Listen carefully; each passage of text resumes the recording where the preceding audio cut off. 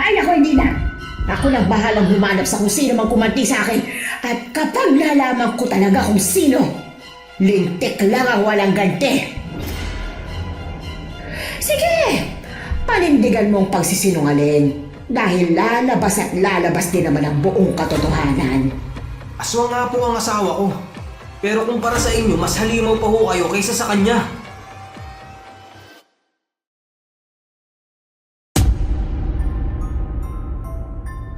Ang isa sa pinakamahirap ay yung magkaroon ng makitid na pangunawa sa iyo ang ibang tao.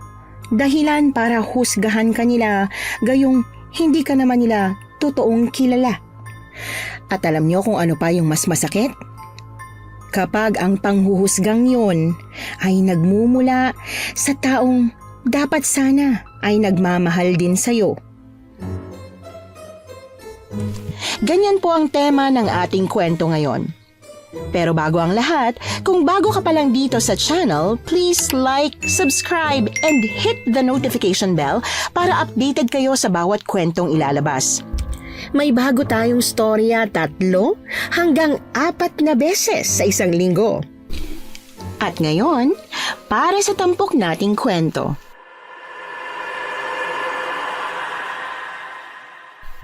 Kung tungkol sa biyana ng pag-uusapan, siguradong marami ang makakarelate sa akin. Isa rin kasi ako sa mga pinagkaita ng mabait na biyanan. Kung sa masamang biyanan lang, talagang kotang-kota ako.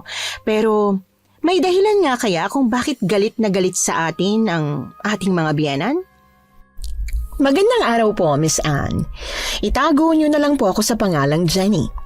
Paboritong artista ko po kasi siya. Buong buhay ko, iniiwasan ko ang salitang aswang. Lalo na't sa tuwing babanggitin niyo ng ibang tao, pakiramdam ko, ako na agad ang tinutukoy. Pero nang dahil po sa pakikinig sa channel ninyo, binago nito ang pananaw ko. Sa mundo ng mga aswang kung saan marami ay masasama, hayaan ninyong ipakita ko sa inyo ang isang side ng pagiging aswang. Ang side kung saan hindi namin ginusto na maging ganito. Upang maunawaan ang kwento ko, ibabahagi ko po sa inyo. Asawa ko, bumangon ka na dyan. Tutulong pa tayo sa pagluluto ng pandesal. Inaantok pa ako. Saglit na lang. Sige na. Kailangan nating gumising ng maaga dahil siguradong bubungangaan na naman tayo ni nanay. Buti sana kung sa akin lang siya nagagalit. Ay, eto na nga po asawa ko. Babaangon na ako. Ayoko namang mapagalitan na naman ni nanay. Teka, ang mga bata. Huwag kang mag-alala at tulog na tulog pa sila. Pakikiusapan ko na lang si nanay na tabihan sila kapag naglalako na tayo. Kapag ikaw kasi ang nagsabi, napapansin ko hindi siya pumapayag. Mabuti at alam mo, kanya naman kasi talaga siya pagdating sa akin eh. Ay, magpipitong taon na tayo mag-asawa. Hindi pa rin ba ako matatanggap ng nanay mo? Sa totoo lang, hindi ko rin talaga alam asawa ko. Ilang beses ko nang kinausap si nanay pero palagi pa rin siyang galit kapag pinag-uusapan ng pagtanggap niya sa'yo. Sa tingin mo, kulang pa ba kaya ang mga ginagawa ko para sa kanya? Mas mabuti yata kung ako na lang ang maglalaban ng mga damit niya para kahit papano mabawasan ang alalahanin niya. Asawa ko, huwag mong gagawin yan. Hindi pa naman baldado si nanay. At saka para sa akin, sapat na ang lahat ng binibigay mong effort para sa kanya. Kita mo nga, ang trabaho natin sa kanya ay maglako lang ng pandesal. At yun ang pinuporsyentuhan niya sa atin. Pero talagang gumigising ka pa ng mas maaga para tumulong sa pagluluto. Ganun lang talaga ang nanay ko, mataas ang pride. Ay, hayaan mo na nga. Basta ako, ginagawa kong lahat na makakaya ko. Kung hindi niya man ako matanggap sa ngayon, maghihintay ako. Pasensya ka na talaga asawa ko. Kailangan mo pang maranasan ang lahat ng ito sa nanay ko. Ayos lang no. Handa akong magtiis dahil mahal na mahal kita eh. Mahal na mahal din kita asawa ko. Sana hindi ka sumuko. Hoy! Ano ba? Di ba kayo gigising dyan? 2:00 na lang madaling araw. Kailangan na natin magluto ng pandesal. Jenny! Ano ba? Opo, Nay. Lalabas na po kami ni Dennis. Pabayaan mo na yung si Dennis na magpatuloy sa pagtulog. Ginigising mo pa talaga siya eh. Nakita mo namang may trabaho pa yan. Buwisit ka talaga kahit kailan.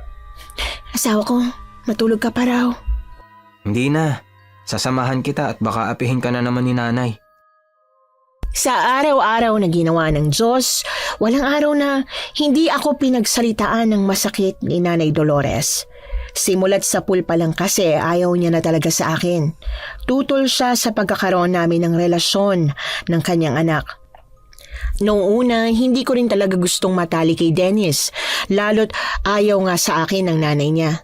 Pero dahil nabuntis na ako sa panganay namin, wala na akong nagawa kundi ang pakasalan siya. Nang makarating na kami sa panaderya, kaagad na kaming nagsimula sa pagluluto ng pandesal. Si Nanay Dolores ay may-ari ng panaderya at kilala siya sa buong baryo namin, lalo na't siya lang naman ang may panaderya dito. Marami rin siyang pera. Masyado nga lang kuripot at madamot.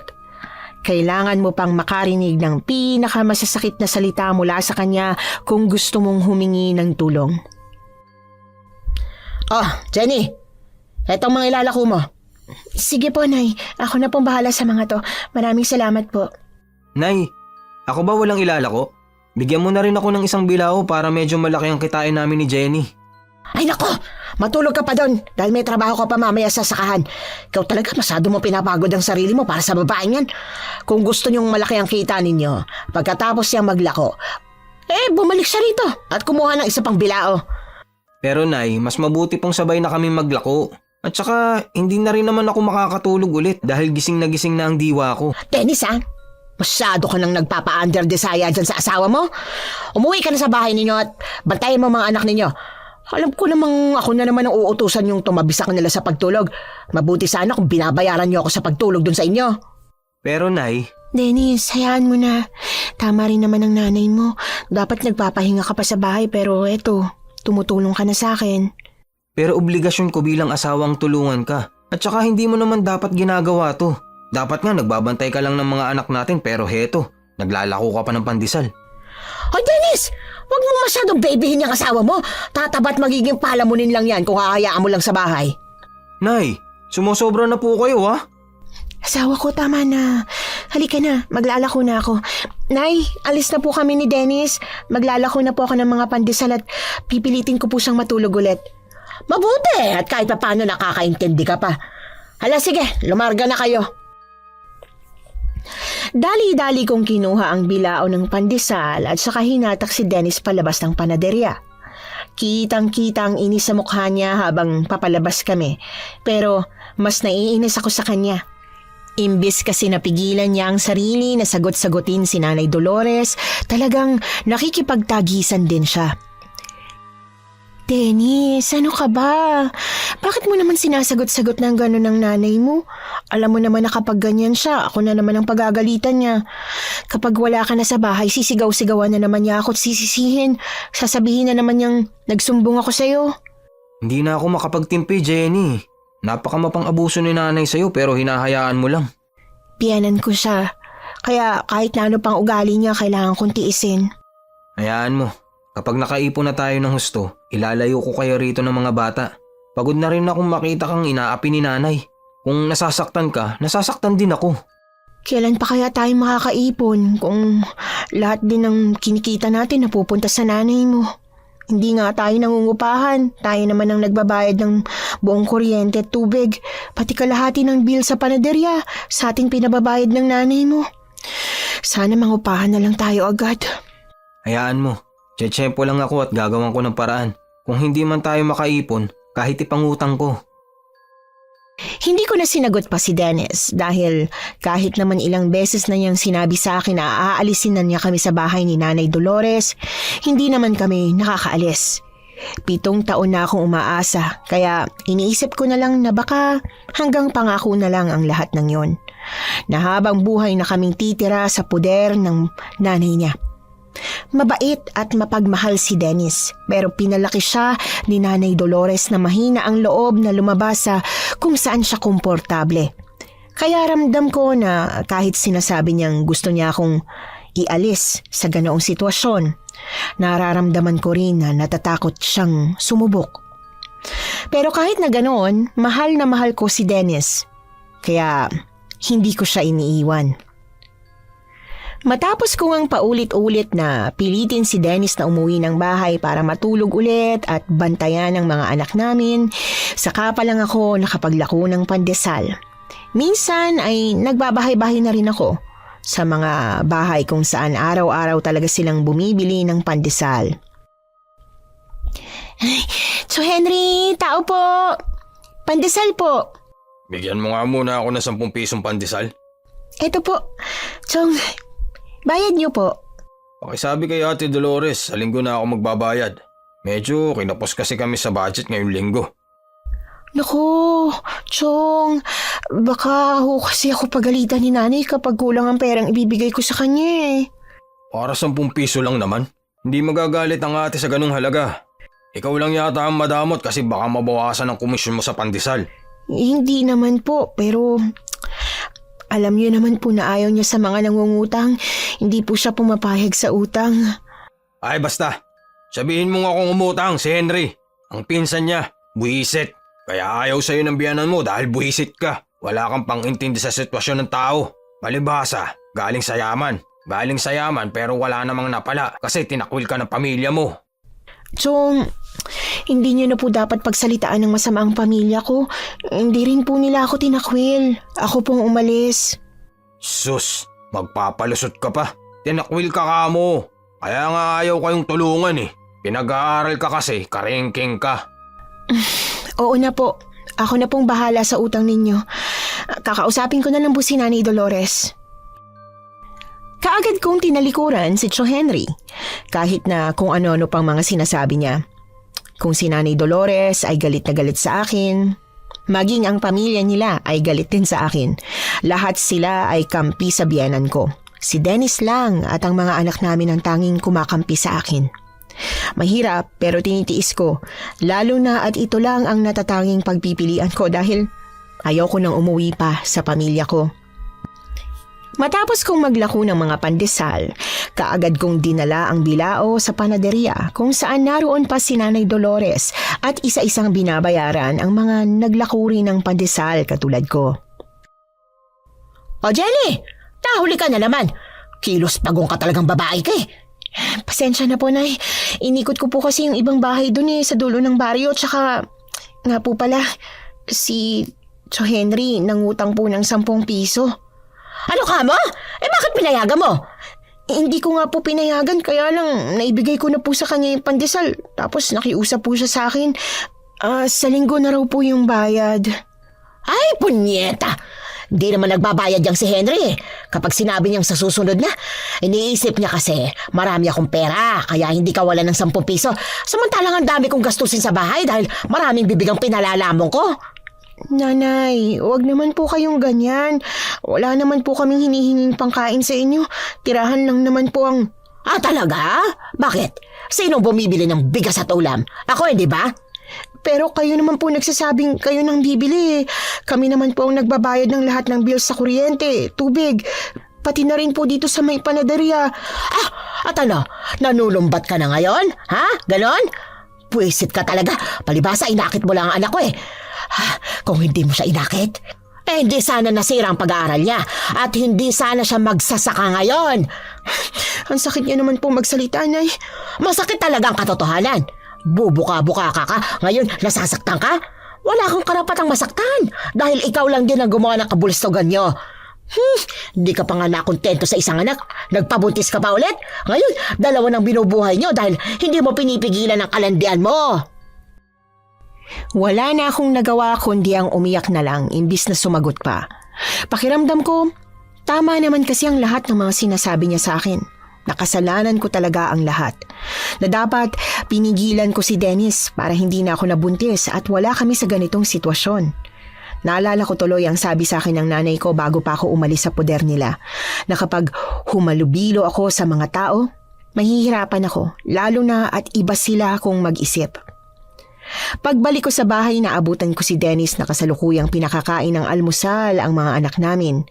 Tinawag niya ako pero dumiretso na muna ako sa kwarto para magpalit ng damit at maghilamos na rin dahil ayokong makita niyang namumugto ang mga mata ko nang dahil sa pag-iyak. Pero mukhang nakatunog na siya sa nangyari sa akin, kaya sinundan niya ako hanggang sa banyo.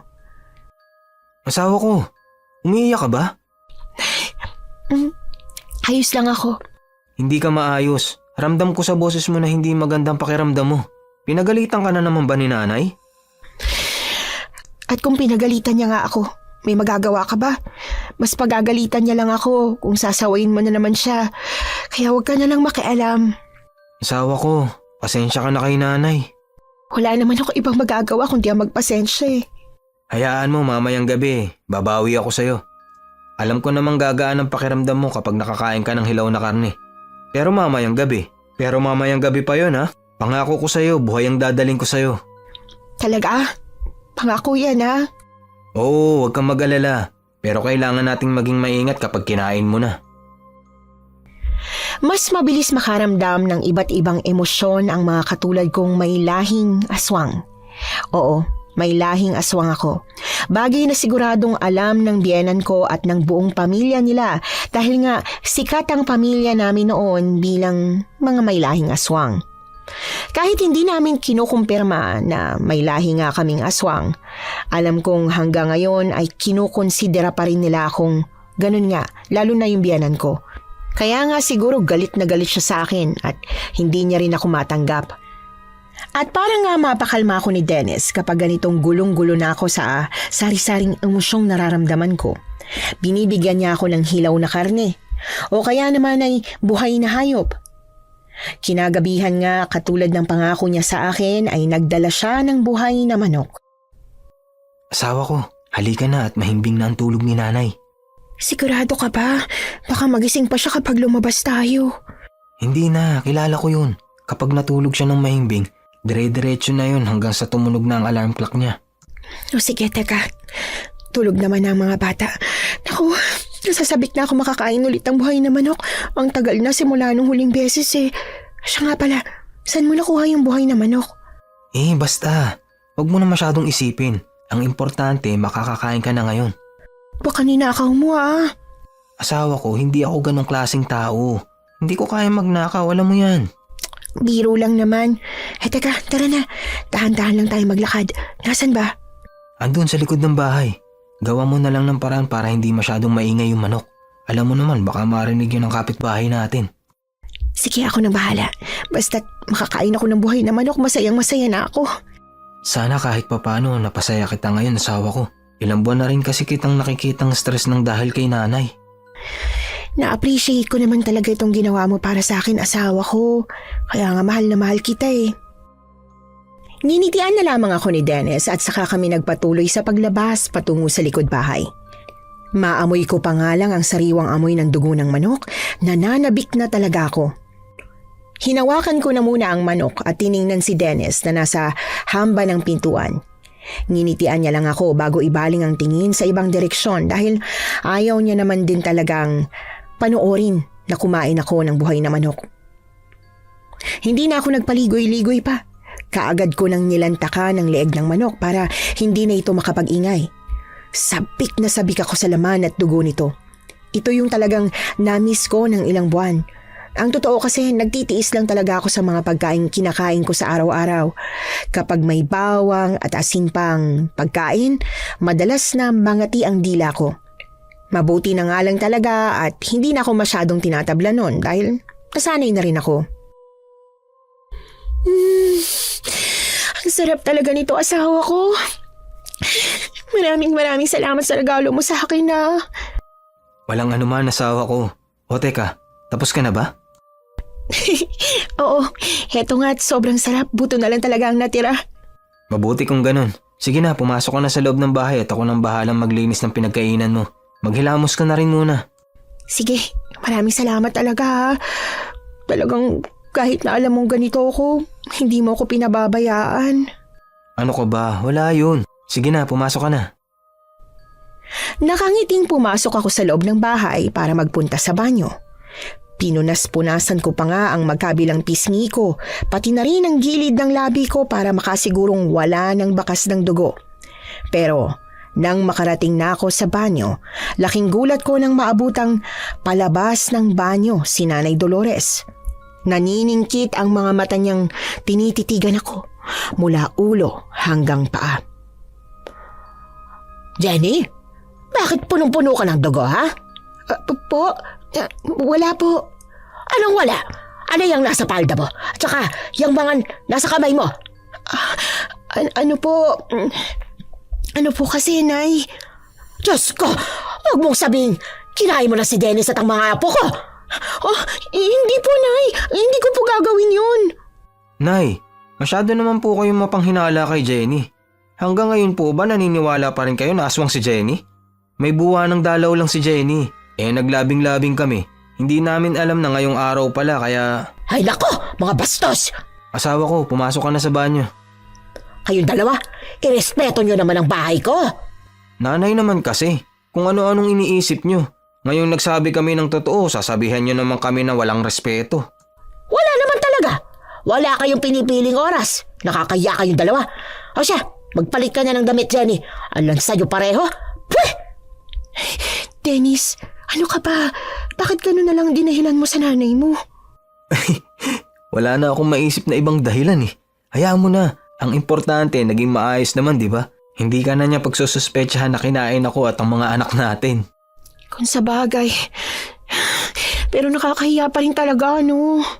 Sige na, pumasok ka na sa banyo para makatulog na tayo. O sige, ikaw rin ba? Kailangan mo maghugas? Hindi na, nakapaghugas na ako sa likod bahay. Nahihiyaman ako sa naging paliwanag ni Dennis. Wala na akong nagawa dahil sa totoo lang, yun na ang pinakamalapit na pwede naming gawing dahilan. Hindi ko naman kasi pwedeng sabihin na niregla ako dahil kalat-kalat ang dugo at isa pa, meron din sa kamay ko. Laking pasasalamat ko na lang talaga na mabilis mag-isip ang asawa ko. Kinabukasan, maaga na naman kaming gumising tulad ng palagi. Hindi talaga pumapayag si Dennis na ako lang mag-isa ang maglalako ng pandesal kahit anong pilit ko, gusto niya akong samahan. Pandesal po! Bili na kayo! Pandesal! Pandesal kayo dyan! Jenny! Halika nga rito! Pagbilhan mo ako ng 10 pisong pandesal. Naku, ayun na naman si Cho Henry. Bakit? Anong problema? Basta't wag mo na lang lingunin ha. Hayaan mo na lang siya. Pero bakit? Bibili daw siya ng pandesal eh. Hoy! Jenny! Pabili ka ako ng pandesal. Mga bingi ba kayo? Teka, ako na magbebenta sa kanya. Asawa ko, hindi siya bibili. Ano ba't dire-diretso kayong maglakad palayo? Iniiwasan niyo ba ako, ha? Hindi naman po, Tiyo. Hindi ka lang namin narinig kaagad. Ilan nga po ang bibili nyo? 10 piso. Ah, eto po. Teka, asawa ko. Bakit mo ako pinipigilan? Singilin mo na muna siya. Ay nako, ibigay niyo muna sa akin yung pandesal. Hindi po pwede, Chong. Nagalit na nga sa akin si Nanay Dolores kahapon eh. Sa akin po kinaltas ang 10 piso. Grabe naman. O edi sa'yo na lang ako magbabayad ng utang sa linggo. Problema ba yon? Ang sabi po sa akin ni Nanay, hindi raw kayo marunong magbayad ng utang kaya hindi niya kayo pinauutang eh. Naku, mahirap na po. Hindi ko naman po pinupulot yung kinikita ko rito. Ang 10 piso po, pwede na pong pangkain ng almusal ng mga anak ko ah. Dennis, naririnig mo ba asawa mo? Sobrang damot pagdating sa akin. Tama naman ho ang sinasabi ni Jenny, Tiyo. At saka hindi naman ho talaga kayo nagbabayad ng utang. Abat, tiyuhin mo ako. Ako dapat ang kampihan mo. Hindi ko ho kayo kakampihan dahil hindi naman ho kayo ang kasama ko sa araw-araw. Pero eto na ang huling pandesal na ibibigay namin sa inyo. At wag nyo na po sanang awayin ng asawa ko. Abat, hindi ko kailangan ng pandesal nyo. Ang damot nyo. Palibhasa, maganda ang takbo ng panaderya ng nanay nyo. O siya, isusumbong ko na lang kayo kay Ate Dolores para magdala kayong mag-asawa. Isumbong nyo ho. Tingnan natin kung sinong kakampihan. Hoy! Jenny! Dennis! Hinawakan ni Dennis ang kamay ko at saka hinila palayo kay Cho Henry. Ewan ko ba, pero nakaramdam ako ng kaunting ginhawa na kahit papaano ay nagawa kong sumagot pabalik sa tsuhin ni Dennis. Hindi ko nagagawa yun kay Nanay Dolores, pero sa tsuhin niya, nakakatuwang napagtagumpayan ko. Pero ang hindi ko inaasahan ay nang talagang isumbong kami ni Cho Henry kay Nanay Dolores. Malakas ang tiwala ko na hindi siya papanigan ni Nanay. Pero ang mas hindi namin inasahan ay ang kampihan niya pa ito. At ang masakla pa, sa unang pagkakataon, nasampal niya ako. Aray! Para saan naman po yung sampal na yun, Nay? Buwisit ka talaga, babae ka? Bakit naman sinabi mo pa kay Dennis ang tungkol sa utang ni Henry, ha? Hindi ko naman po babanggitin talaga kung hindi lang namilit si Tio Henry na mangutang ulit ng pandesal eh. Eh di ba po, ayaw niyo nga po nangungutang siya. At talagang ako pang sisisihin mo ngayon, ha? Ikaw tong pinahiyaang Tio Henry mo sa maraming tao? Kanya ka na talagang kawalang hiya. Nay, alam niyo naman po siguro ang tama at mali. Alam niyo po na mali ang ginawa ni Tio Henry. Tinapon niya pa nga po yung binigay ni Dennis na pandesal sa kanya.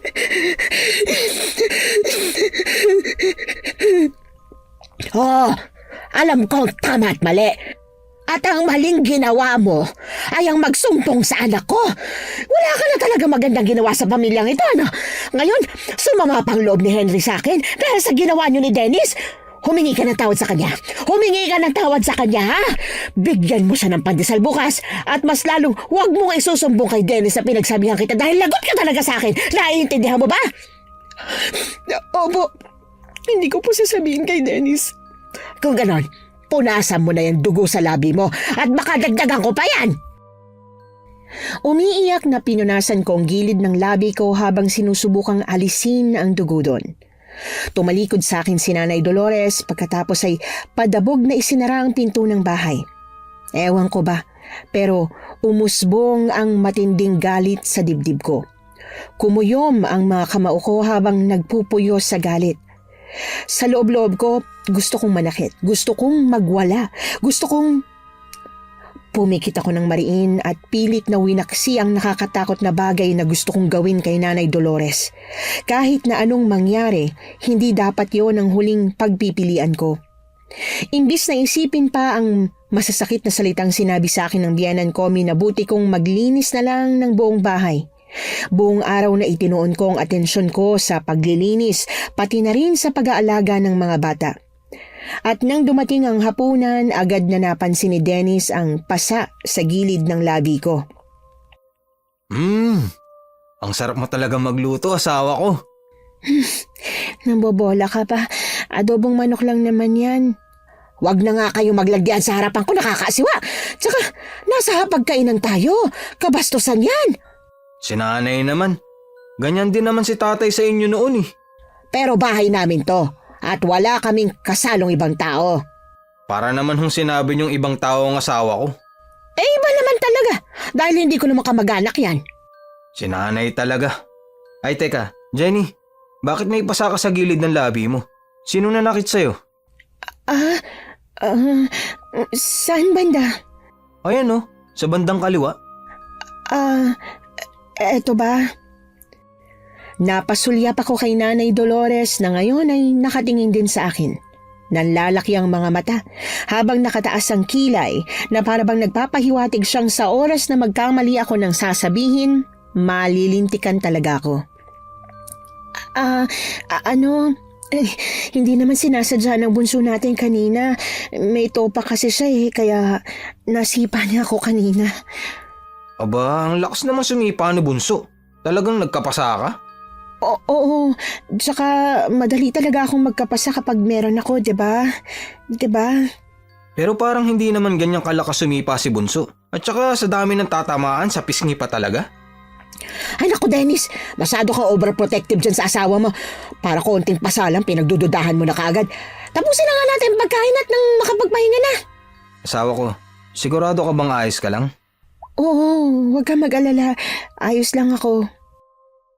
Iyon ang unang pagkakataon na nagsinungaling ako kay Dennis.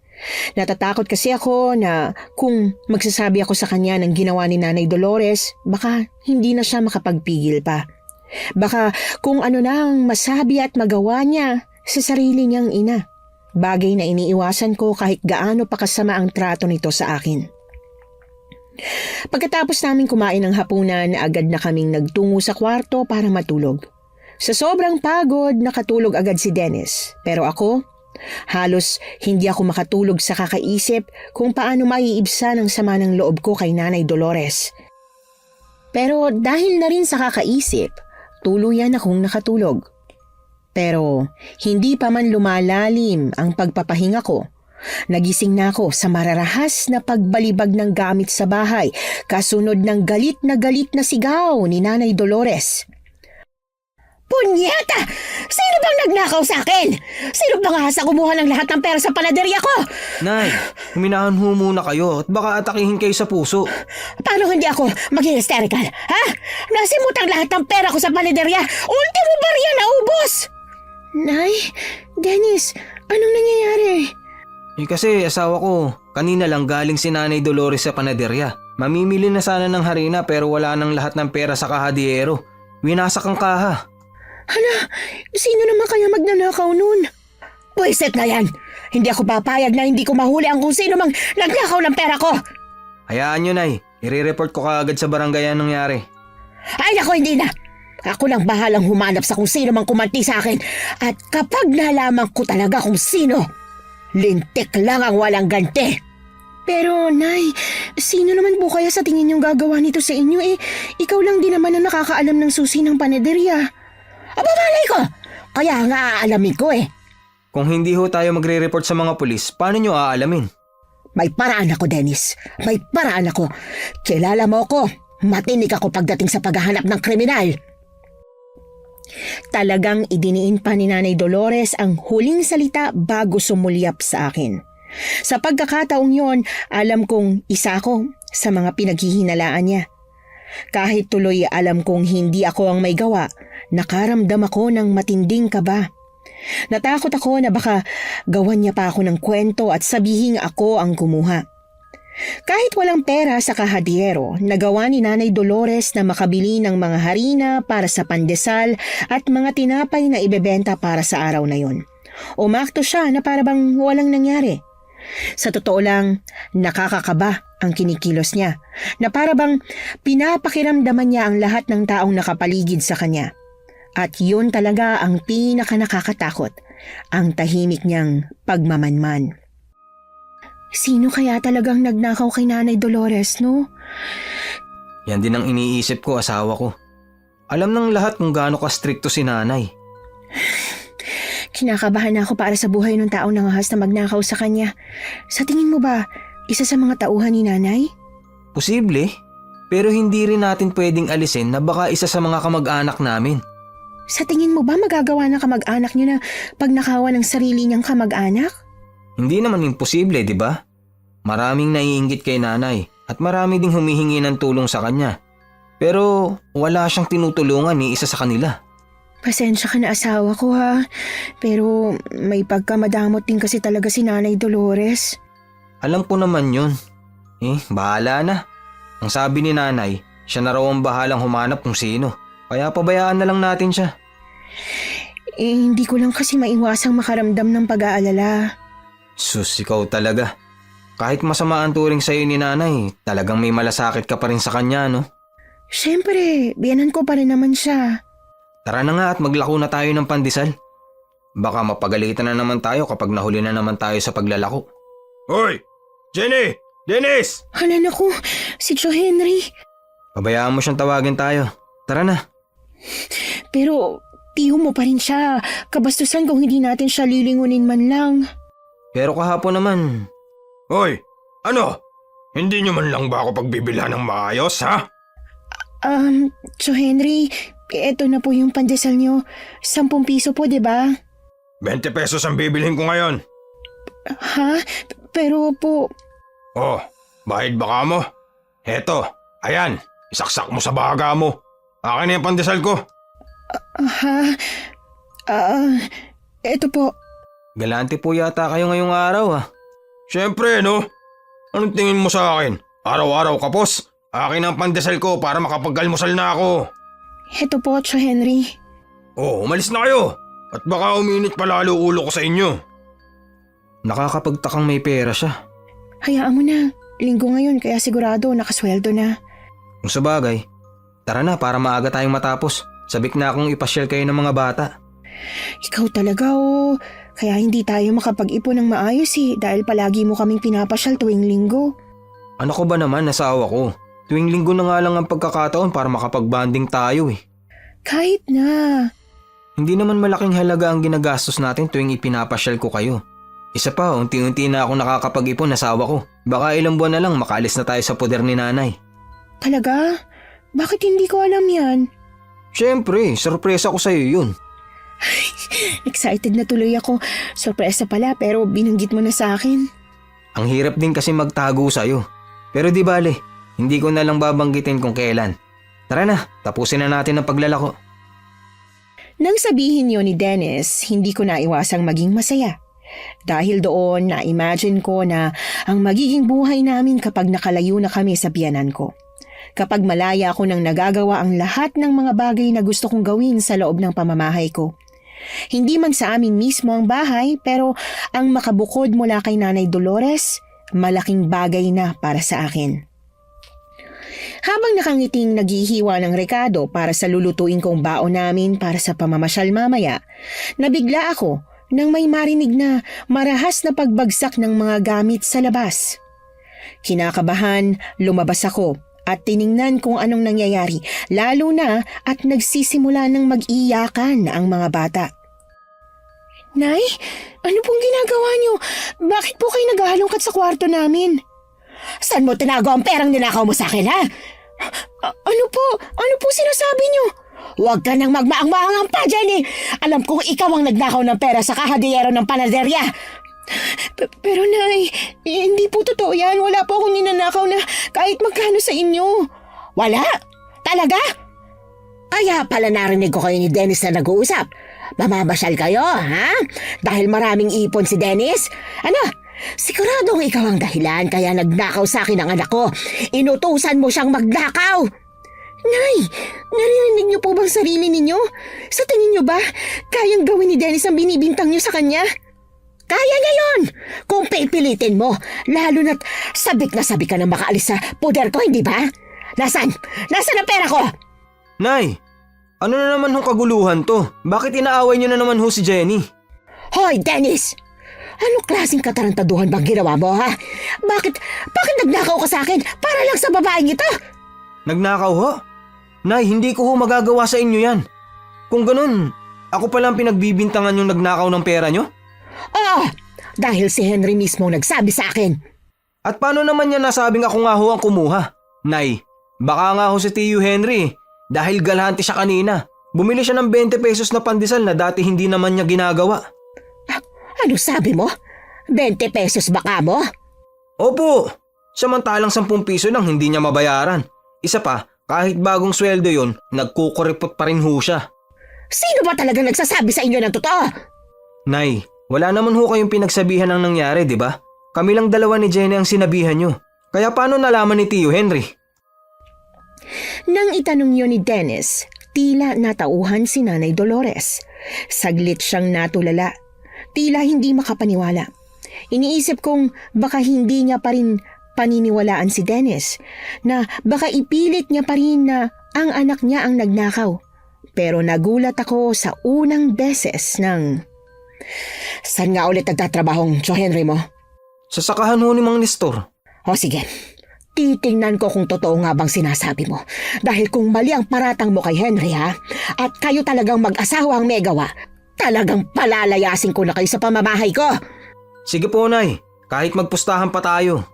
Alam ko na. Alam ko na kung saan ako pupunta at kung kanino ko malalaman talaga ng direkta kung sinong gumago sa akin. Ho? Teka lang, Nay. Saan kayo pupunta? Nay! Asawa ko, sundan mo kaya siya. Baka kung ano mangyari sa kanya alam mo naman na nagagamot yun para sa high blood, diba? O sige, ako nang bahala. Pero paano pala yung pamamasyal natin? Hindi na ba matutuloy? Mas importante ang kalagayan ni Nanay Dolores kaysa sa pamamasyal natin. Kaya sige na. Nag-aalangan man, sinundan nga ni Dennis si Nanay Dolores. Habang ako ay nanlulumong, inililigpit na lamang ang mga gamit namin na kinalat ng aking biyanan. Nasasaktan ako na sa lahat ng taong pwede niyang paghinalaan ay ang sarili niya pang anak. At ang masaklap, ako patuloy ang may kasalanan. Pero ang nakakatawa rito, sa kabila ng mga hinala ni Nanay Dolores sa akin, nagawa ko pa talagang mag-alala para sa kanya. Nang matapos akong magligpit ng mga gamit, inasikaso ko na ang mga bata. Pareho silang umiiyak nang sabihin kong hindi na matutuloy ang pamamasyal namin, pero mabuti na lang din na mababait silang mga bata at mabilis na makaunawa, kaya napakiusapan ko sila pareho. 2 oras lang din simula nang lumabas si Dennis para sundan ang kanyang ina, ay bumalik siya na tila nag-aalala. Oh, bakit kanya ng itsura mo? Si nanay, nasa na si nanay? Ayun na nga. Nawala siya bigla. Hinanap ko siya sa mga lugar kung saan siya pwedeng pumunta pero wala eh. Ang bilis niyang nawala. Naku, nasa na kaya yun? Hindi ko alam. Pero sana makauwi siya ng maayos. Mukhang galit na galit pa naman siya. Kaya nga, siya nga pala, si Joe Henry mo, hindi ba natin siya kakausapin tungkol sa ginawa niyang paninisi sa atin? Ginawa ko na kanina. Pero ang lumabas, ako pa ang masama. Ay, sana hindi totoo na siya. Sana ibang tao. Dahil napakasakit malaman na ninakawan ka ng sarili mong kamag-anak. Naaawa tuloy ako kay nanay. Sana nga, pero kung hindi si Joe Henry, tayo na naman ang pagbibintangan ng nanay mo. Kahit naman pagbintangan niya tayo, wala naman siya makukuhang ebidensya sa atin. Dahil wala naman talaga akong kinuha. Bakit hindi mo na lang kaya isumbong sa mga pulis? Hayaan mo na si Nanay Dolores na huwag pumayag. Mas mapapabilis ang paghahanap kung may mga pulis, diba? Hanggat maaari sana ayokong suwayin ng utos ni nanay pero kung sa tingin mo yan ang pinakamagandang dapat gawin, sige, magsasabi ako sa mga pulis. Napagpasyahan na muna naming hintayin si Nanay Dolores na umuwi bago kami magtungo sa mga pulis. Inisip kasi namin na baka sa pulis na nga talaga siya pumunta para matulungan siya. Ilang oras din kaming naghintay hanggang sa makauwi na nga ang aking biyenan ng mag-aalas 6 na ng gabi. Nakangisi siya na para bang galit pero nagpipigil pa. Nay, kamusta ho? Saan ho kayo nang galing? Pumunta ako sa taong alam ko makakatulong sa akin. May nalaman ho ba kayo? Oo, at higit pa sa dapat kong malaman. Kung ganun, sino pong nagnakaw sa inyo? Hindi mo na kailangan malaman pa, Dennis. Ako nang bahalang gumawa ng paraan. Pero nay, hindi mo man lang ba sila kakausapin? Huwag mo na nga muna akong kausapin tungkol dyan. Pagod ako dahil malayong binyahe ko patungo doon. Saan ho ba kasi talaga kayo nang galing? Pwede ba, Dennis? Ito lang ang masasabi ko, ha? Ito na ang huling beses na pag-uusapan natin ang tungkol sa bagay na ito. Kahit hindi niya ipahalata, ramdam namin ang matinding galit ni Nanay Dolores. Kitang-kita sa mga mata niya yon. Palagi naman talagang galit ang biyenan ko, pero sa pagkakataong ito, alam ko na mas matindi ang nadarama niya. Pero gayon pa man, wala kaming magagawa kundi ang manahimik na lang dahil hindi rin naman siya nagsasalita. Kinabukasan, maaga ulit kaming nagising para sa paggawa ng pandesal. Nang dumating kami sa panaderya, nakakapagtaka na hindi masyadong kumikibo si Nanay Dolores. Mararamdaman talaga ang tensyon. Hanggang sa matapos na nga kami sa paggawa ng pandesal at handa na kaming maglako sa labas. Kinakabahan ako sa kinikilos ni Nanay Bakit naman asawa ko? Hindi ba parang mas maganda nga dahil hindi niya tayo sinisinghalan? Hindi niya tayo inaaway.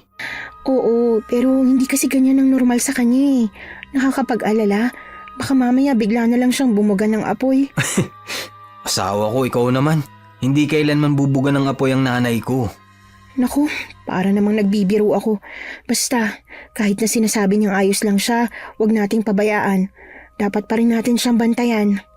O siya, sige. Ako nang bahalang umintindi kay nanay. At ikaw, huwag kang masyadong ma-stress ha. Si nanay yun, malakas siya at matapang. Kahit papano, ipagpasalamat mo na hindi nasa atin ang atensyon niya ngayon. Diyos ko! Johnny! Dennis! Tulungan niyo ako! Tulungan niyo ako! So Henry, ano po nangyayari sa inyo? Ang asawa ko! Diyos ko, ang asawa ko! Bakit po? Dennis, tara, tulungan natin si Joe Henry. Ano ho talagang nangyari? Kumalma ho muna kayo. Hindi ho namin kayo matutulungan kung hindi kayo hihinahon at magsasalita. Buisit kayo! Natataranta na nga ako! Pagkatapos sasabihan niyo pa ako na huminahon? Sinong hihinahon sa sitwasyong ito? Kaya nga ho, paano kami makakatulong kung hindi niyo sasabihin sa amin ang problema? Ang asawa ko nga. Kagabi, nag-away kaming dalawa. Lumayas siya. Bagay na madalas niyang ginagawa. Pero umuwi rin naman siya pagkatapos niya magpalipas ng galit. Kaya lang ngayon hindi siya umuwi. Hinanap ko siya sa mga kumare niya pero wala. Yun pala, nasa likod bahay lang siya. Dito! Tiyo, kinakabahan naman ako sa inyo. Ano ho ba talaga nangyari? Diyos ko po, sino demonyo ang may gawa nito kay Tia? Nag-aaway lang kami. Pero hindi ko naisip na mamamatay siya. Lalong-lalo na hindi sa ganitong paraan. Tiyo Henry, kailangan ho nating tumawag ng pulis para maimbestigahan ang nangyari. Sige, pero nakikita mo, wakwak ang katawan niya at ubos ang laman loob. Tingin ko, aswang ang may gawa niyan. Tiyo Henry, baka naman ho malaking hayop lang ang gumawa niyan. Malaking hayop? Anong klaseng hayop ang kayang gumawa niya sa isang tao? Kung sawa maiintindihan ko pa, pero hindi sawa may gawa niyan. Unahin na ho muna nating ipagbigay alam sa mga pulis. Kung walang maibigay na sagot ng mga pulis sa atin, saka ho natin subukang alamin kung aswang nga ho talaga. Nilingon ako ni Dennis, lalo na't ramdam niya sigurong hindi ako kumikibo. Dahil nang makita ko pa lang ang sitwasyon ng asawa ni Tio Henry, alam ko na agad na tama ang hinala niya.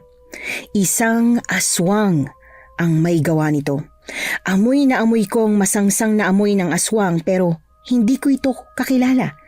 Hindi siya isa sa mga kamag-anak ko. Alam kong dayong aswang ang may gawa nito. Kahit nanginginig pa sa nangyari, pinilit kong magpatuloy sa paglalako ng mga pandesal habang si Dennis ay sinamahan si Tio Henry sa pagpunta sa estasyon ng pulis. Kinakabahan ako.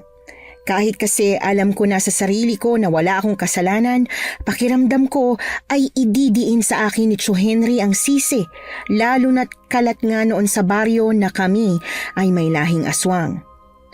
Pagbalik ko sa panaderya, kaagad kong ibinalik ang mga bilao. Oh, bakit ikaw lang? Nasaan si Dennis? Nay, may nangyaring hindi maganda sa asawa ni Tio Henry. Ano ka mo? Ano nangyari? Natagpuan siya ni Tio Henry na wakwak po yung tiyan at wala na pong buhay sa likod po ng bahay nila. Ganon? Nasa na nga si Dennis? Sinamahan niya po sa estasyon ng pulis si Tio Henry para i-report po yung nangyari. Pero wakwak ang tiyan. Sa tingin mo ba, mareresolba ng mga pulis yan? Ang sasabihin lang na mga walang kwentang yan, isang malaking hayop ang may gawa. Ano pong ibig niyong sabihin? Hindi ba taswang ka? Nay, huwag naman po kayo magsalita ng ganyan. Hindi naman totoo po yung mga sinasabi ng ibang tao na aswang kami. Syempre, de-deny mo yan. Pero ang totoo, isa talaga kayong aswang. Sa tingin mo, naniniwala ako na niregla ka lang nung gabing nakita kitang maraming dugo sa katawan at palda? Hindi ako tanga, Jenny. Alam ko na dugo yun ng manok na binili ni Denny sa kumari ko. Nani Dolores, sumusobra na po kayo sa mga paratang niyo sa akin Hindi ko po pinatay ang asawa ni Tio Henry. O sige, pwedeng sabihin natin na hindi mo nga pinatay. Pero baka naman, maamoy mo kung sino may gawa. Hindi po ako aswang, Nanay Dolores. Sige, panindigan mo ang pagsisinungaling dahil lalabas at lalabas din naman ang buong katotohanan. Ang sakit niyo po magparatang sa akin, Nay. Nasasaktan ka ba talaga? O kinakabahan ka na dahil anumang oras mahuhuli ng totoong pagkatao mo? Tama na po. O eto, ayan ang komisyon mo sa araw na ito.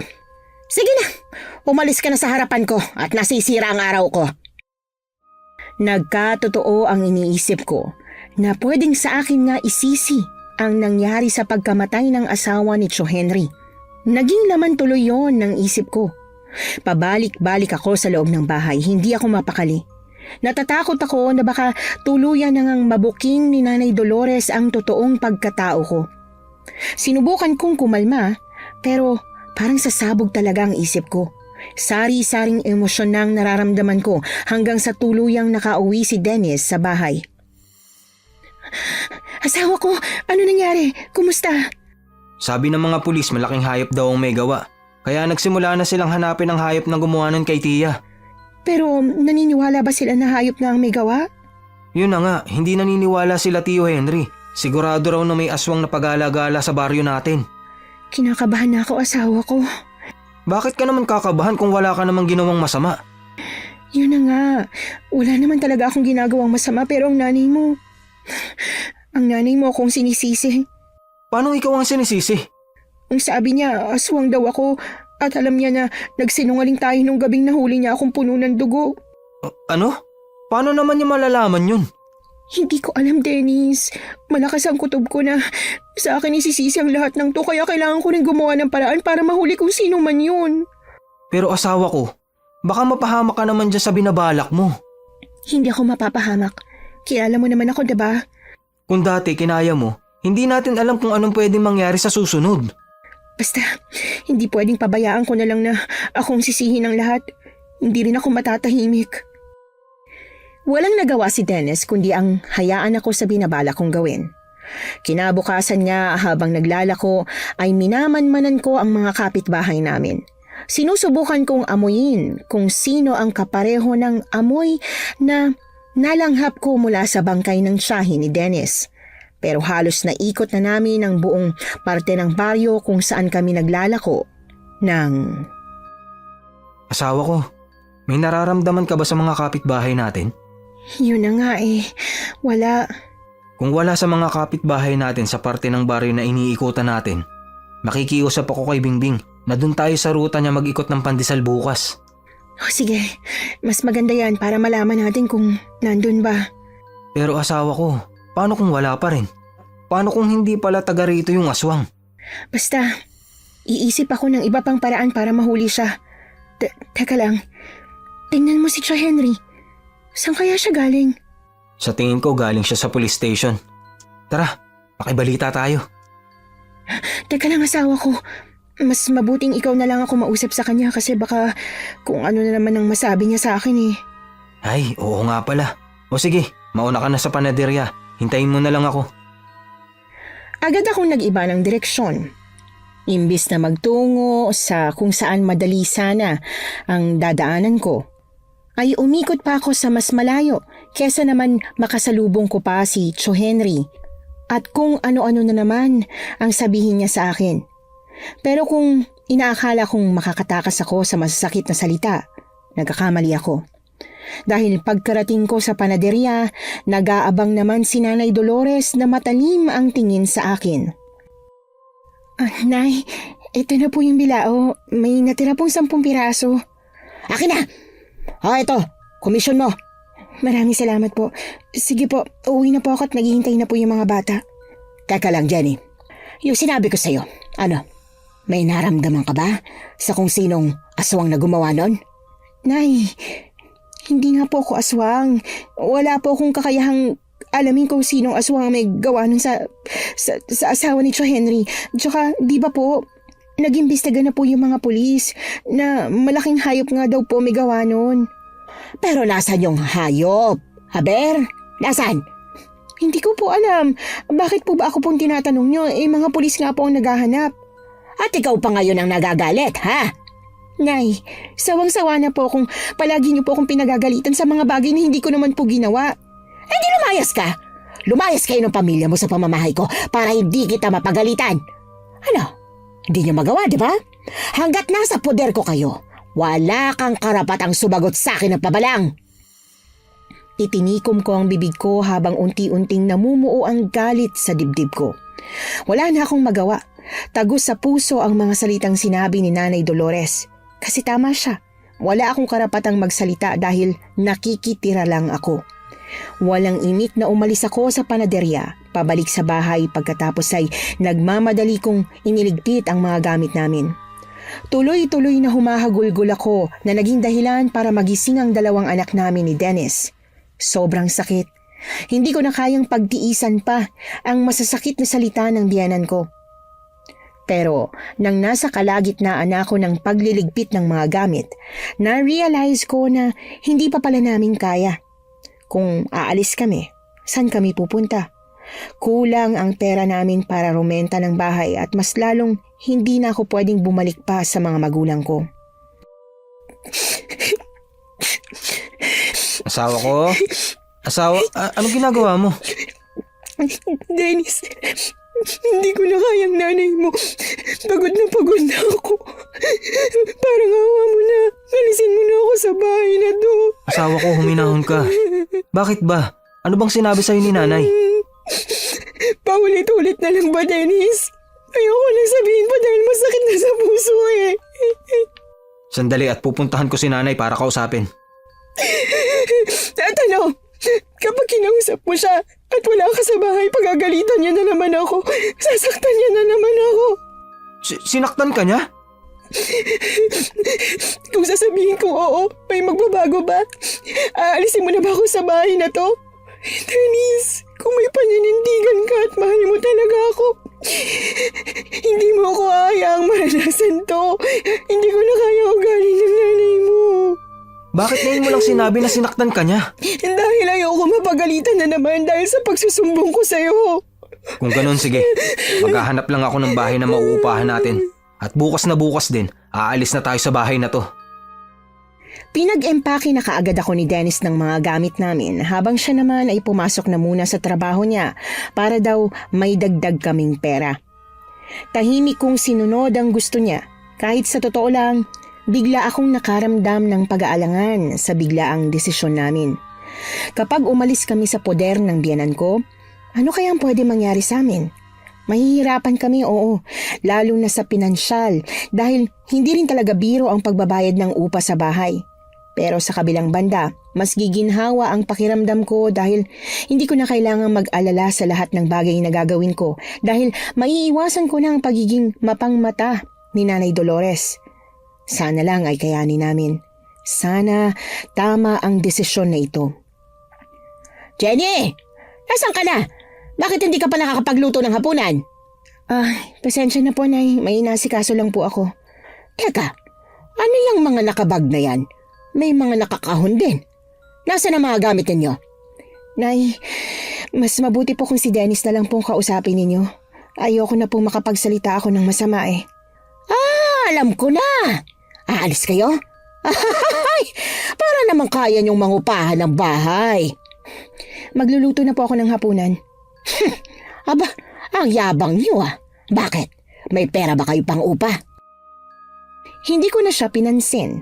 Sa halip ay tumuloy na lang ako sa kusina para mag-umpisa ng magluto ng ulam na panghapunan. Panay ang putak niya.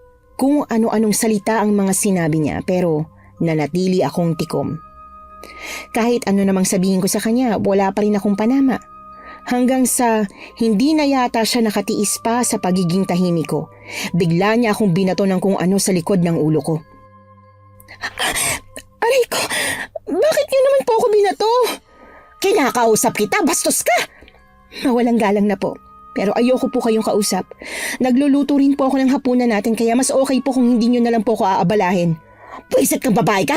Anong sinabi mo kay Dennis para biglang siyang magdesisyon na aalis na kayo dito, ha? Sinabi ko lang po ang totoo. Siniraan mo ko? Sinabi mong masama ang ugali ko? Eh ikaw ngang aswang ka? Hindi ko pinagkalat na ganun ka? Tapos sa sarili kong anak, sisiraan mo ko? Hindi ko po kayo siniraan. Kung anong nakikita ng anak nyo sa kung paano nyo akong itrato, yun lang din ang pinagbasihan niya. Aba talagang sumusobra ka na! Ate Dolores! Ate! Pagbuksan mo ang pinto at ilabas mo ang manugang mo! Halika rito, Jenny! Ayan, tinatawag ka na ni Henry. Ano na namang kabulastugan ang ginawa mo? Ate! Si Jenny! Ilabas mo! Aray ko po! Bitiwan niyo po buko, Nay! Eto na nga!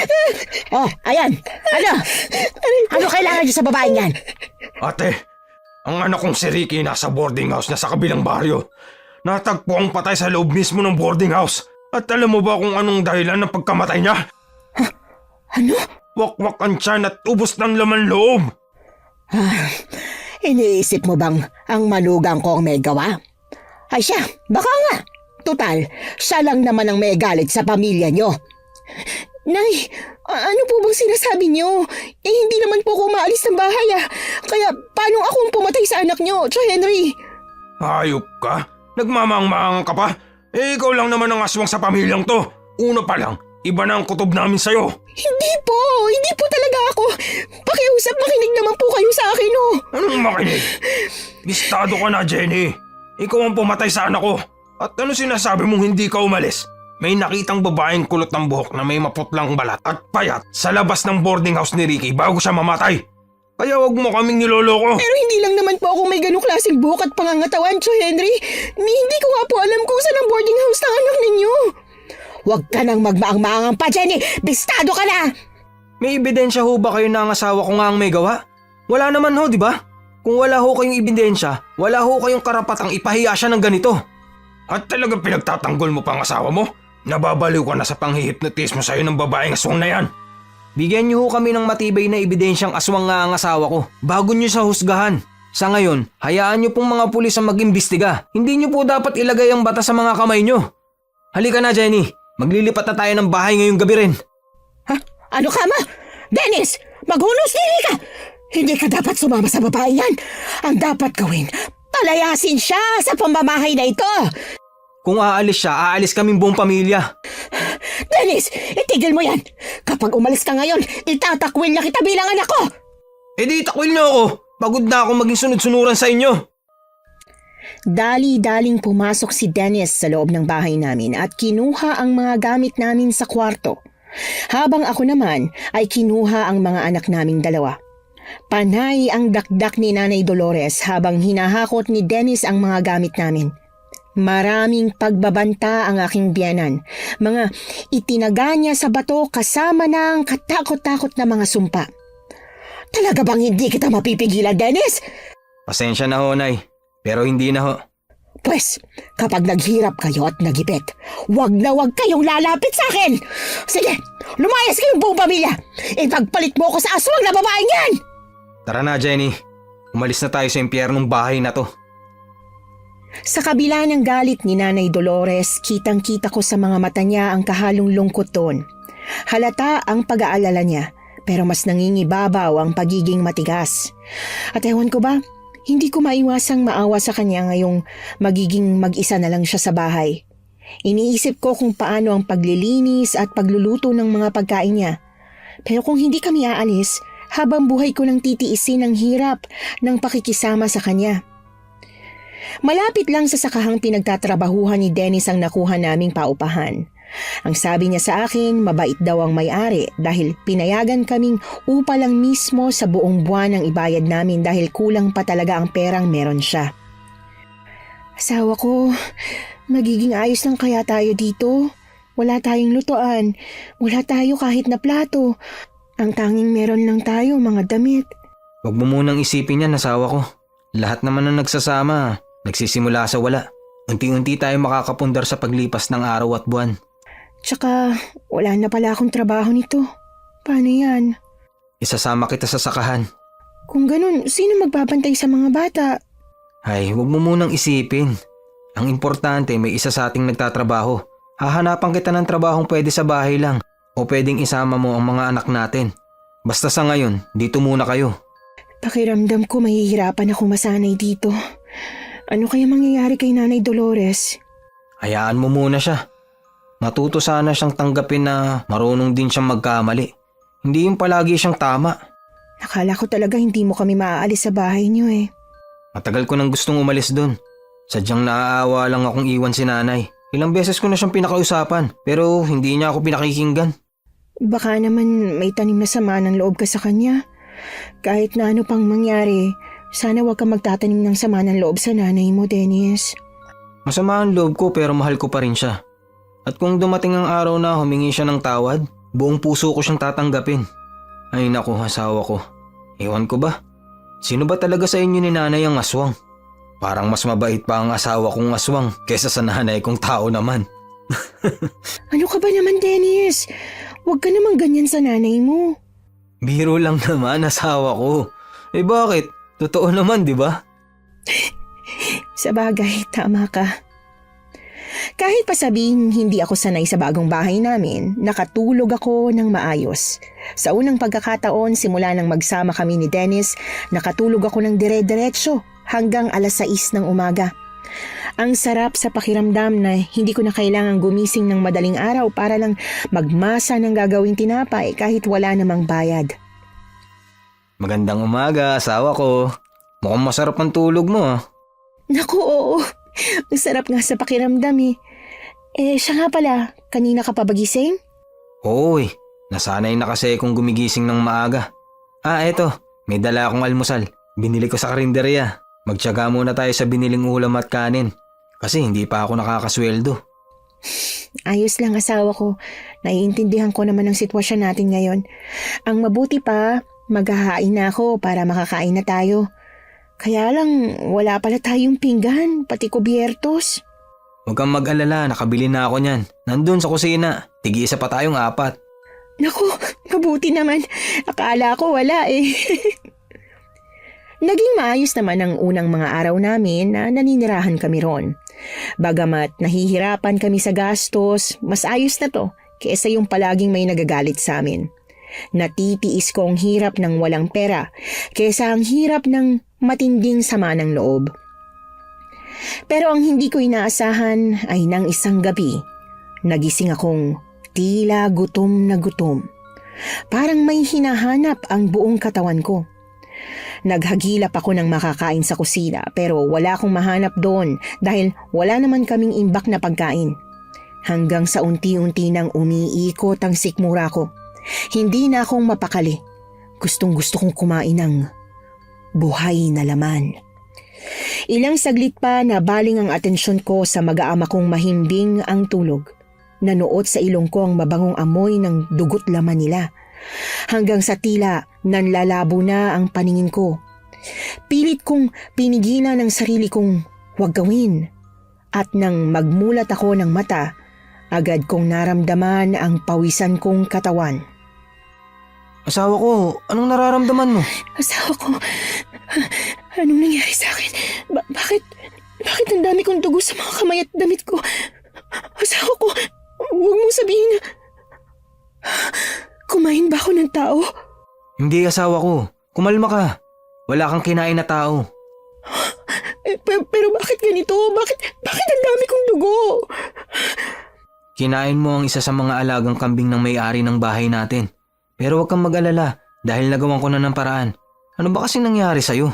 Bakit bigla ka na lang nagkaganyan? Hindi ka naman dating ganyan na parang nawawala sa ulirat.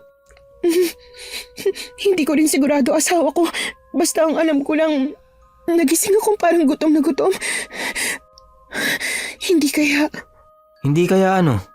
May malapit na kamag-anak akong aswang na nag-uudyok o bumubulong sa akin para gawin ang bagay na to. Hindi kaya yung aswang na kumain kay Tia at kay Ricky ay yung parehong aswang na nag-uudyok sa'yo? Pero hindi ko kilala ang amoy ng aswang eh. Hindi ko siya kilala. Pwede kasing hindi mo siya kilala pero kamag-anak mo pala. Asawa ko, bigla akong kinabahan. Paano kung ako pala talagang kumain sa asawa at anak ni Tio Henry? Paano kung may nag-uudyok pala talaga sa akin na gawin yun? Imposible yan. Hindi mo magagawa ang mga bagay na yun. Hindi ka papatay ng kahit sinong tao kahit pa sobrang galit mo sa kanila. Kung galit ka lang naman, bakit asawa pa ni Tio Henry? Bakit hindi si nanay? Diba? Ano ka ba naman, Dennis eh? Seryoso ng sitwasyon natin pero ganito pang sinasabi mo. Pasensya naman asawa ko. Hindi kasi ako sanay na ganito ang pinag-uusapan natin. Basta naniniwala ako na hindi ikaw. Halika na, maghugas ka na ng katawan at bumalik na tayo sa pagtulog. Buong gabi akong inusig ng aking konsensya. At dahil hindi ako mapakali, nagawa kong lumikha ng pangontra para hindi ako maudyukan ng kung sino mang aswang na bumubulong sa akin. Nang matapos ko yung gawin, saka lang akong nakatulog ng maayos. Kinabukasan, kaagad na hinanap ng may-ari ng bahay ang kambing niya. Mas lalo patuloy akong nahiya dahil sa nangyari. Kahit sinabi na ni Dennis na mas mabuting kambing lang ang nakain ko at wala rin namang nakakita sa akin, hindi pa rin makapagpahinga ang isip ko. Hanggang sa muling sumapit ang gabi. Hawak ang gawa kong pangontra, tahimik akong naupo lang sa tabi ng bintana habang pinagmamasdan ng napakagandang buwan. Asawa ko, nakatulog na ang mga bata. Mas mabuting matulog na rin tayo. Hindi ako makatulog. Kakaiba ang pakiramdam ko ngayong gabi eh. At saka, natatakot ako na baka maulit na naman yung nangyari kagabi. Asawa ko, huwag mong masyadong isipin ang isipin yun. Masisisi mo ba ako? Buong araw lang ako nandito sa bahay at inaalagaan ng mga bata. Wala akong ibang ginagawa, kaya panay ang pag-iisip ko ng masama. Kung tutuusin, dapat masaya na ako eh. Dapat hindi ako nag-iisip ng ganito pero bakit ba kasi? Tumahan ka na. Hindi makakatulong ang pag-iyak. Di ba sabi mo may ginawa ka ng pangontra? Magiging maayos ang lahat. Hindi ka na magagambala ng kung sino mang nag-uudyok sa'yo.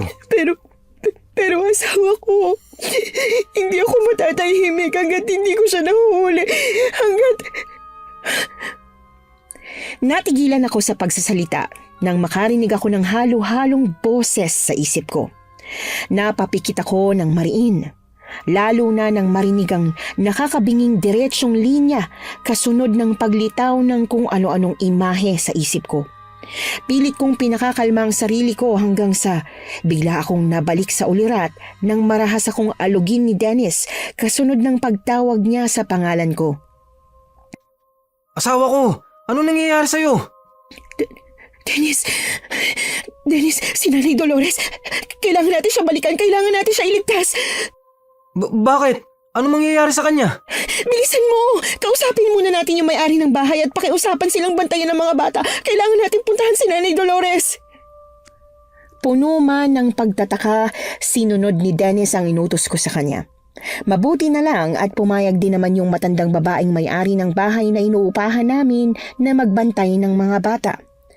Nang masigurong ayos ng lahat, dumiretso na kami sa bahay ni Nanay Dolores. At dahil gabi na at wala nang masakyan, tinakbo lang namin ang patungo ron. Malayo pa sa bahay ni Nanay Dolores, narinig ko na ang umaalingaw-ngaw na sigaw ni Tio Henry mula sa kanilang bahay. Asawa ko, kila Tio Henry muna tayo! Pero bakit? Akala ko ba si nanay ang nanganganib? Hindi, naririnig kong sigaw ni Tio Henry. Nanghihingi siya ng tulong. Kung ganun, sige. Hindi na bago kay Dennis na matalas ang pandinig ko, kaya naniwala siya sa akin. Ilang minuto pa ay nakarating na kami sa bahay ni Tio Henry, pero... Diyos ko po! Tio Henry! Dennis, ang nanay mo. Huwag ho muna kayo magsalita. Tutulungan ko ho kayo. Dadalhin ko ho kayo sa ospital. Hindi. Sabihin mo sa nanay mo. Patawad. Tio Henry! Tio! Diyos ko po, bakit ba nagkakaganito? Bakit buong pamilya niyo ang pinapatay ng aswang? Asawa ko, wala na tayong oras. Naamoy ko ang aswang. Papunta siya sa bahay ni Nanay Dolores. Pero paano si Tio Henry? Kailangan niya tayo. Patay na si Tio Henry, pero ang nanay mo kaya pa natin siya iligtas. Kung hindi ko pa yun sinabi, hindi pa tatayo si Dennis at sasama sa akin patungo sa bahay ni Nanay Dolores. Umiiyak na si Dennis, bagay na hindi ko kailanman nakita sa kanya. Inaasahan ko na pagdating namin sa bahay ng biyanan ko, maririnig kaagad namin ang takot na boses niya. Kaya pareho kaming kinabahan ni Dennis nang madat na namin itong tahimik. Nay! Nandyan po ba kayo? Nay! Shh! Huwag ka munang maingay, asawa ko. Tingnan mo, may mga bakas ng paa. Paa ng aswang. Pumasok na ang aswang? Baka napatay niya na si nanay. Tara na! Hindi, ibang pakiramdam ko. Ako na munang mauna. Sumunod ka sa akin. Ako ang lalaki, ako dapat ang mauna. Asawa ko, ako ang aswang at wala siyang mapapala kung sasaktan niya ako. Sinunod ako ni Dennis. Nagtungo siya sa likuran ko habang ako ay nag-umpisa ng maglakad papasok sa loob ng bahay. Kinakabahan ako, pero pilit kong tinatagaan na ang sarili ko. Hanggang sa makarating kami sa kwarto ni Nanay Dolores. Mula sa labas, narinig namin ang usapan. Nagawa ko ng kasunduan natin. Ang usapan ay usapan. Nasa na si Jenny? Ha! Mabuti naman kung ganon. Natapos din ang buhay ng mga pesting kamag-anak kong yon. Mga mukhang pera. Walang ibang ginawa kundi manghingi. Hindi na lang magtrabaho at magsumikap, magnanakaw pa. Nasa na si Jenny, Dolores? Ang usapan natin, ibibigay mo siya pabalik sa amin. Siya na ang susunod sa yapak ng lola ko. Wala na siya rito, umalis na. Nandun na siya sa may bandang sakahan. Ang sabi mo sa akin, ibibigay mo siya. Bakit ngayon, hindi ka na tumutupad sa usapan natin? Tumutupad naman ako. Sadyang umalis lang sila dito dahil napaka-arte ng babaeng yun. Hayaan mo, sasamahan kita pumunta sa bahay nila. Halika, dito, ituturo ko sa'yo. Natigilan si Nanay Dolores nang pagbukas niya ng pinto ay naabutan niya kami. Kita ang pagkagulat sa mga mata niya. Halatang hindi niya inaasahang makita kami. Jenny, Dennis, anong ginagawa niyo rito? Nay, ikaw pala may gawa ng lahat ng ito? At sinisisi mo ang lahat kay Jenny? Paano mo nagawa to sa asawa ko? Paano mo nagawa sa amin to? Magpapaliwanag ako, anak. Kasi Ano pa ang ipapaliwanag nyo? Narinig na namin ang lahat. Lahat ng ito'y plinlano nyo. Ganyan ka pala talaga kasama. Paano mo nagawang ipapatay ang sarili mong kapatid ng dahil lang sa pera? Sandali nga! Bakit ba kailangan ko magpaliwanag, ha? Bakit parang kasalanan ko? Una sa lahat, ang mag-asawang yon ang nagnakaw sa akin at tama lang sa kanila na mamatay sa ganong paraan, lalo na't matagal na pala talaga nila akong ninanakawan. At yung asawa mo, hindi naman talaga siya bagay sa'yo eh. Isa kang tao at yung asawa mo naman, isang aswang, isang halimaw. Aswang nga ho ang asawa ko. Pero kumpara sa inyo, mas halimaw pa kayo kaysa sa kanya. Napakawalang utang na loob mo. Anak lang kita, Dennis. Matagal pa bang drama niyo? Jenny, halika na. Umuwi ka na sa atin. Pilit kong tinitigan kung sino ang aswang nakaharap ko. Pero kahit na anong titig ko, hindi ko siya mamukhaan. Maging ang kanyang katawan at amoy ay kakaiba rin. Hindi ko pa siya kailanman nakikita. Sino ka? Hindi mo ako nakikilala? Ako ito, ang nanay mo. Oo nga pala, nagpalit na nga pala ako ng katawan. Bagay ba sa akin? Nay, pero akala ko po, hindi ka kumakain ng tao. Hindi ko kinaya eh. Hindi kinaya ng pagkatao ko bilang aswang.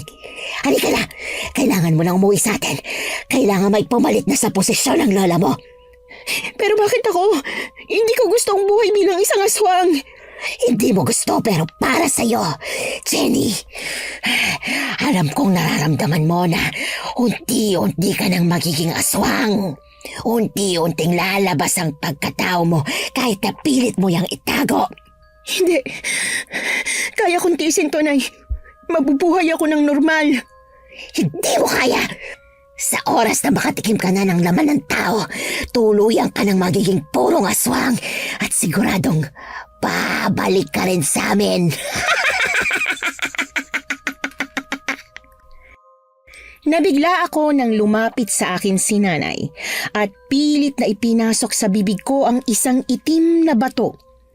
Pinilit ko siyang itulak palayo sa akin para mailuwa ko ang batong yon pero hindi ko nagawa nang takpan niya pati ang ilong ko. Tuluyang gumuhit ang bato sa lalamunan ko. Nakaramdam ako ng mainit na paghagod nito. Kasunod ng paglaho ni Nanay mula sa harap ko. Sinubukan ko pang pigilan ang pagbaba ng itim na bato sa lalamunan ko.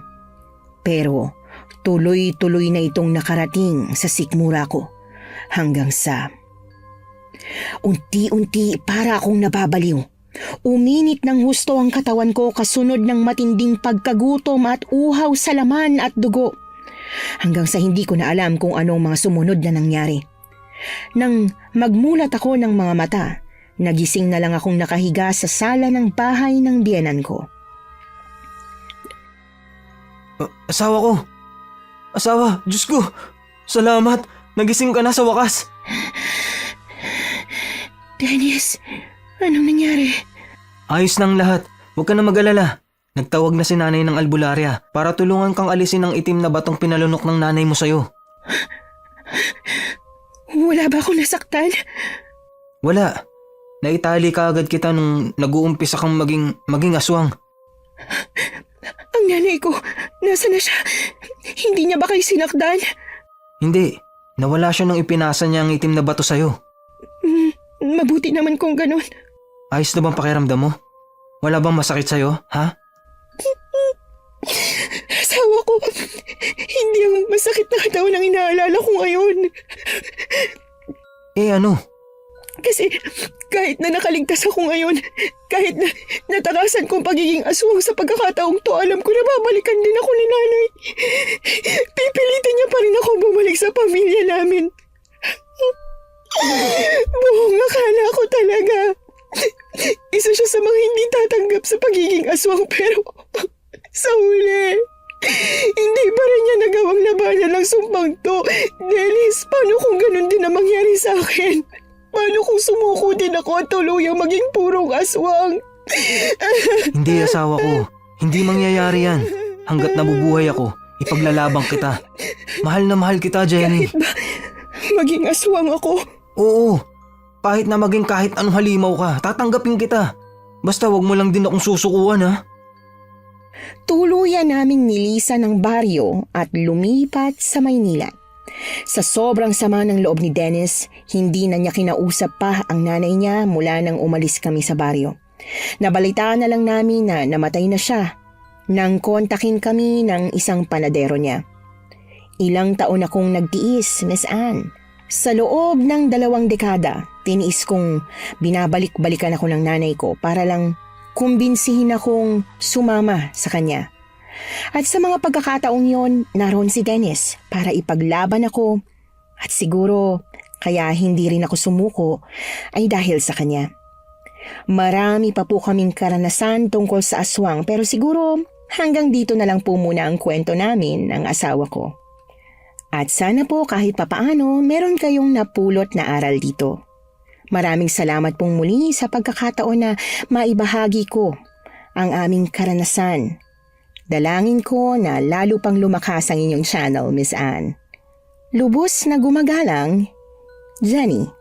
Nagustuhan niyo po ba ang ating kwento ngayong araw? Kung oo ang sagot at hindi mo pa nagagawa, aba, subscribe na. Click the notification bell ha, para updated ka sa tuwing maglalabas kami ng bagong kwento. Click like at mag-iwan na rin ng comment. Masayang-masaya ako tuwing nagbabasa ng messages mula sa inyo. At kung may sarili kayong karanasan na gusto nyong ibahagi sa amin, email lang sa missanhorrorstories@gmail.com. Dire-diretso lang, missanhorrorstories@gmail.com. Malay nyo, sa susunod, yung kwento na ninyo ang binabasa namin para sa ating mga tagapakinig. Hanggang dito na lamang muna at muli po, ito po ang inyong si Miss Anne. Nagpapasalamat sa inyong patuloy na pagmamahal at pagsuporta.